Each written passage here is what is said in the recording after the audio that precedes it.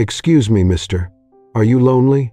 The small voice cut through the silence of the empty corporate office like a bell.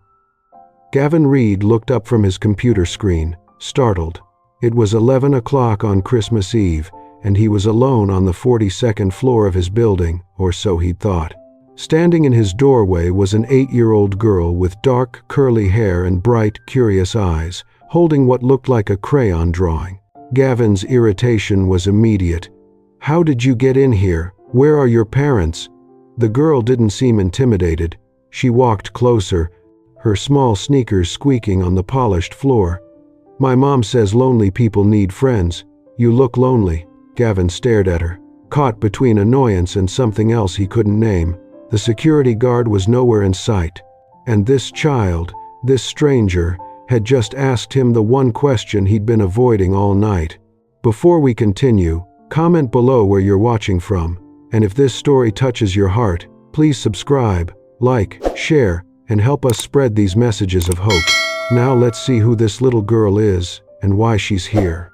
Gavin Reid was 45 years old and one of the most successful CEOs in the city. His investment firm managed billions. His name appeared in financial magazines. His office overlooked the entire skyline. But tonight, Christmas Eve, he sat alone in that office because going home to his empty apartment felt worse than pretending to work. 3 years ago, his wife Christine left him. She'd begged him for years to prioritize their family, to come home for dinner, to attend their daughter Isabel's school events. But there was always another deal, another meeting, another crisis that seemed more urgent than a school play or a bedtime story. Christine finally stopped begging and started packing. She took 10-year-old Isabel and moved across the country. She remarried a man who coached Isabel's soccer team and never missed a game. Gavin hadn't seen his daughter in 2 years. At first, Isabel answered his calls, but their conversations grew shorter, more strained. 6 months ago, she stopped answering altogether. Tonight, Gavin had volunteered to work through Christmas because facing the silence of his success felt unbearable. He'd built an empire but lost his kingdom. And the worst part was knowing it was entirely his fault. The little girl standing in his office was Ruby Patterson. She was 8 years old, and she was here because her mother, Teresa, worked nights as a cleaning lady in this very building. Teresa was a single mom working 2 jobs to keep Ruby fed, clothed, and safe. Usually she left Ruby with a kind neighbor during her overnight shifts. But tonight, the neighbor was sick, and Teresa had no other options. She'd brought Ruby with her, set her up in the break room with coloring books and snacks, and made her promise to stay put. But Ruby had wandered.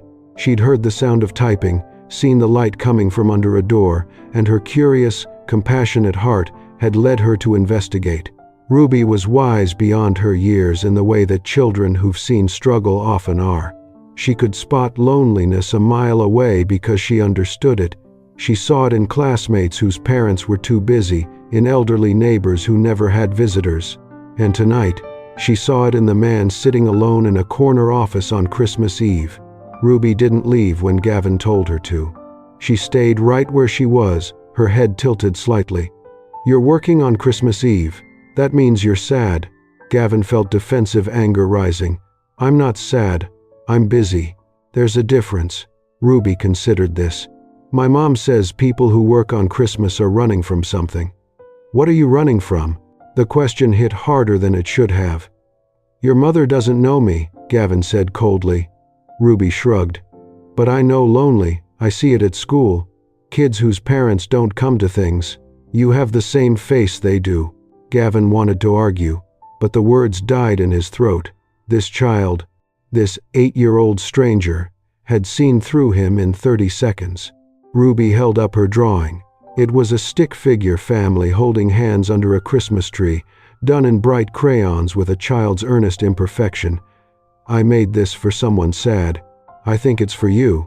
Gavin looked at the drawing, and his throat tightened painfully. The stick figures reminded him of the pictures Isabel used to draw, the ones he'd barely glanced at before filing them away in a drawer he never opened. "I don't need a drawing," he said, his voice harsher than he intended. "I need you to find your mother and leave me alone." Ruby didn't move. Do you have kids? The question pierced straight through his defenses. Gavin went very still. Finally, quietly, he admitted, I have a daughter. Had. She doesn't talk to me anymore. Ruby's voice was matter of fact, not cruel, just honest. Did you hurt her? Gavin's voice rose. No, I just worked a lot. I thought I was building something for her, building a future. Ruby looked at him with those two knowing eyes. My mom works a lot too. But she always tucks me in, even when she's really, really tired. She says that's the most important part of her day. The words cut deeper than any business rival ever could. Gavin remembered all the bedtimes he'd missed. The school plays where Isabel searched the audience for his face and found an empty seat. The birthdays where he'd sent expensive gifts instead of showing up himself. He'd thought he was building her a future. But he'd missed her entire present. Suddenly, Teresa Patterson burst into the office, her cleaning cart abandoned in the hallway. Ruby, I told you to stay in the break room. She saw Gavin and her face went pale. Mr. Reid, I'm so sorry.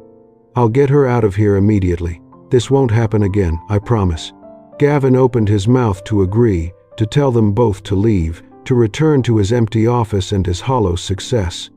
But then he looked at Ruby, at the drawing still clutched in her small hand, at the kindness in her eyes that he hadn't earned and didn't deserve. And something inside him, something he thought had died years ago, shifted. Wait, he heard himself say. It's fine. She's not bothering me. Teresa stood frozen in the doorway, shock written across her tired face. She knew Gavin Reid's reputation. Cold, demanding. The kind of executive who sent back coffee if it wasn't exactly right, who fired people for missing deadlines. And now he was saying her daughter wasn't bothering him? Ruby smiled, a bright, validated smile that said she'd known all along they would be friends. How long until your shift ends? Gavin asked. Teresa blinked. 2 more hours. I'm really sorry about this, Mr. Reid. My neighbor was supposed to watch her, but she got sick, and I had no one else. I'll make sure Ruby stays in the break room from now on. Gavin surprised himself with what he said next. She can stay here. With me. If that's all right with you. Teresa hesitated, studying his face, and for the first time she saw something different there, something softer, more human. Okay, she said slowly. Ruby, be good. Don't bother Mr. Reid. Ruby climbed into the leather chair across from Gavin's massive desk. I won't bother him, she announced confidently. We're friends now. Ruby pulled out a coloring book and a Ziploc bag of crayons from her small backpack. She settled in, her legs swinging because they didn't quite reach the floor, and began coloring with intense focus. Gavin tried to return to his work, his eyes on the spreadsheet, but his mind was somewhere else entirely. Ruby hummed softly, Christmas carols in a child's off-key voice, and the sound filled the empty office with something that felt dangerously close to warmth. Finally, Gavin broke. Why did you say I look lonely? Ruby didn't look up from her coloring. Because you're here instead of with people who love you. The simplicity of her logic was devastating. Maybe they don't love me anymore, Gavin said quietly. Ruby stopped coloring and looked at him with those wise eyes. Or maybe you forgot how to show them you love them back. Tell me about your daughter, Ruby said. And for the first time in months, Gavin talked about Isabel. He told Ruby how his daughter used to draw him pictures of dinosaurs and princesses, how she'd leave them on his desk, how she used to wait up for him even when he came home at midnight, pretending she'd just woken up so she could say goodnight, how her face had changed over the years. At first, she'd been so excited when he walked through the door, then disappointed when he was late, then resigned, then indifferent, then absent. When's the last time you called her? Ruby asked. She doesn't answer, Gavin said. Ruby tilted her head. When's the last time you tried? Gavin didn't have an answer. The truth was he'd given up weeks ago, telling himself it was easier not to face her rejection. Show me a picture, Ruby said. Gavin pulled out his phone, hesitated, then turned it to show her his screensaver. Isabel at 5 years old, gap-toothed and laughing, her arms wrapped around his neck. "She's pretty," Ruby said. "She looks like you." Gavin's eyes filled with tears. "I don't know how to fix this. I broke something I can't repair." Ruby set down her crayon. "My mom says sorry is a good start, and then you have to show them, not just say it." She studied him. "Call her. Now." Gavin shook his head. "It's Christmas Eve. It's late. She won't answer." Ruby's voice was certain. "Or maybe she's waiting for you to try." Gavin stared at his phone like it was a bomb. Ruby reached across the desk, took the phone from his hand, scrolled through his contacts with surprising confidence, found Isabel's name, and pressed call. She handed it back to him. The phone rang. Once. Twice. Gavin's heart hammered. He was about to hang up, to end this before it could hurt more, when a voice came through. "Hello? Dad?" Isabel's voice was cautious, confused, but she was there. She'd answered. Gavin's tears spilled over. "Isabel, hi, I know it's late. It's okay," she said. "I wasn't sleeping." The silence between them was heavy with years of hurt, of missed moments, of words left unsaid. "I'm sorry," Gavin finally said, his voice breaking, "for everything, for missing your life, for choosing work over you. I thought I was building a future for us, but I was just running from being present. I was afraid I wouldn't be enough. So I tried to give you everything except what you actually needed, me." Isabel's voice cracked. "I missed you, Dad." Gavin sobbed. "I missed you too, sweetheart. So much. More than I knew how to say." Ruby sat quietly across from him, coloring again, giving him privacy but staying close enough to remind him he wasn't alone. "Where are you spending Christmas?" Gavin asked. "Home, with Mom and Stepdad. Are you happy?" Isabel paused. "I'd be happier if you were here." Gavin's heart stopped. Everything in him shifted. What if I came? I could catch a flight tonight. Be there by morning. Really? Isabel's voice lifted with something that sounded like hope. "You'd do that? You'd leave work on Christmas?" Gavin looked at Ruby, who was watching him now, nodding encouragingly like she'd known this would happen all along. "Yeah," he said. "I'd do anything to spend Christmas with you. Anything. I'm done choosing work over the people I love." Gavin's fingers flew across his phone, booking the last available flight. 3 hours. He had 3 hours to get to the airport, and for the first time in years, he didn't care about the cost or the inconvenience.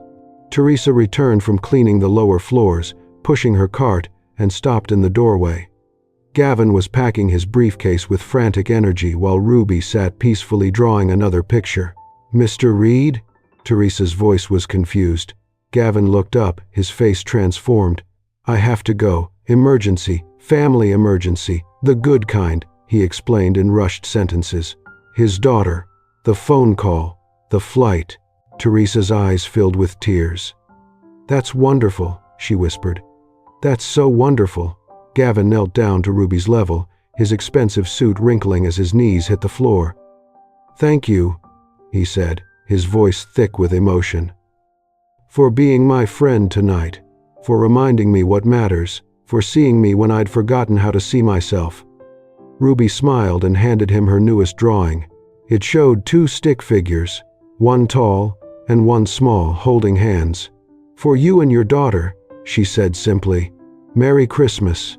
Gavin pulled her into a hug, this 8-year-old child who had saved him without even trying. Then he stood, pulled out his checkbook, wrote something quickly, and handed an envelope to Teresa. "Open it later. Merry Christmas." And then he was gone, running for the elevator, his briefcase in one hand and Ruby's drawing carefully clutched in the other. Teresa waited until the elevator doors closed. Then she opened the envelope. Inside was a check for $50,000. Her hands shook as she read the note written in Gavin's precise handwriting. "For every bedtime you never missed. For showing me what real success looks like. You're an incredible mother. May this give you back some of the time you've sacrificed. G.R." Teresa sank into the chair Gavin had just vacated and cried, holding Ruby close. overwhelmed by a generosity she'd never expected from the cold CEO she'd cleaned up after for 2 years. Christmas morning arrived cold and bright. Gavin stood on the porch of Christine's house, his heart pounding harder than it ever had in any boardroom. The door opened. Isabel stood there, 10 years old now, taller than he remembered, and for a moment, they just stared at each other. Then she ran into his arms. "Dad." Gavin held her like he'd never let go, tears streaming down his face.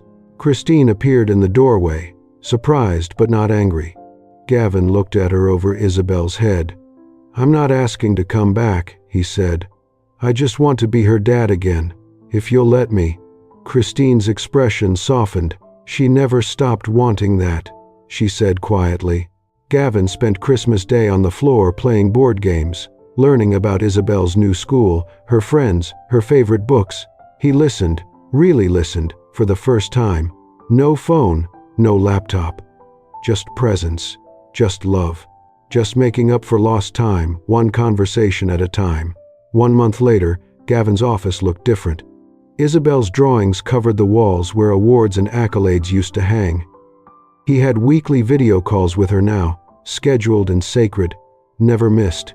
He flew to see her once a month, every single month. And on this particular afternoon, Ruby and Teresa visited. Teresa was now the building manager. Her salary tripled, her night shifts over. Ruby ran to Gavin's desk. "Did you and your daughter become friends again?" Gavin smiled, the kind of real smile his face had forgotten how to make. "We're getting there, thanks to you." His colleagues had noticed the change. Gavin left the office at 5 p.m. now, unheard of before. He was present in meetings instead of distracted. He'd redefined success. It wasn't about the size of his portfolio anymore. It was about the depth of his connections. Christmas Eve arrived again, 1 year after Ruby had walked into Gavin's office. But this time, Gavin wasn't working.